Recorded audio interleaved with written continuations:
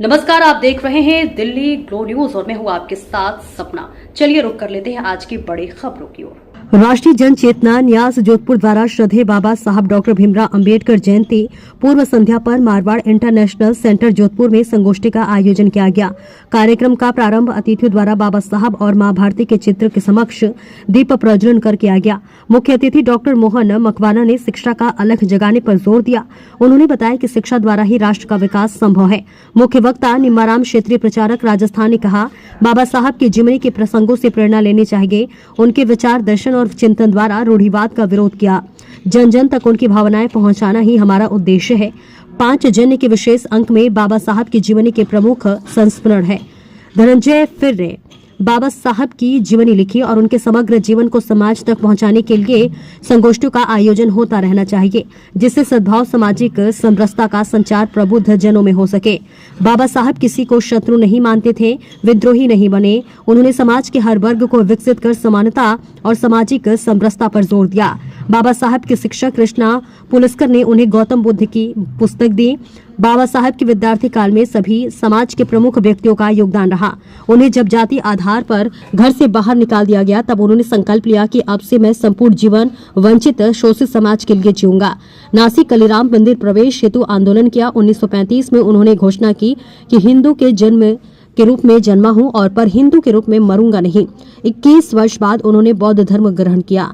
तदुपरांत ठेंगड़े जी उनके मिलने गए, वार्ता हुई। बाबा साहब ने कहा, कम्युनिस्ट और वंचित समाज के बीच में खड़ा हूं। उन्होंने कहा, मोहम्मद बिन कासिम के समय से छुआछूत प्रारंभ हुआ। उन्होंने कहा, मैं ब्राह्मण विरोधी नहीं, पाखंड विरोधी हूं। भारत की मूल संवेदना भारत का संविधान है। वे गौतम बुद्ध, संत कबीर और महात्मा ज्योतिराव फूले को अपना आदर्श मानते थे।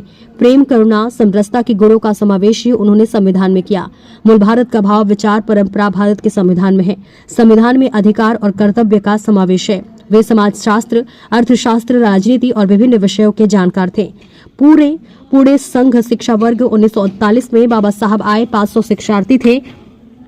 उन्होंने अस्पृश्य को बाहर आने को कहा, पर कोई नहीं आया। बाद में उन्होंने जाति आधार पर बुलाया तो लगभग 100 विद्यार्थी निकले। उन्हें बड़ा आश्चर्य हुआ। उन्होंने कहा कि संघ में सब हिंदू हैं, कोई जाति भेद नहीं है। संस्कृत भाषा पर सबसे धारदार भाषण बाबा साहब का ही है। उन्होंने कहा, भाषा आधारित प्रांत विचार मैं समर्थन नहीं करता। उनके विचार और कर्तव्य समर्पण के कारण ही आज भी गांधी जी से ज्यादा बाबा साहब के स्मारक हैं। हम विचार कर समाज परिवर्तन के लिए अपने घर से प्रारंभ करें। सभी वर्ग मिलकर चलेंगे तो राष्ट्र का विकास होगा। राष्ट्रीय जन चेतना न्यास के अध्यक्ष ललित ने कार्यक्रम में सबका स्वागत किया। महानगर कार्यवाहक मनोहर सिंह ने अतिथियों का परिचय दिया। महानगर संघ चालक प्रकाश जिरावाल ने आभार व्यक्त किया।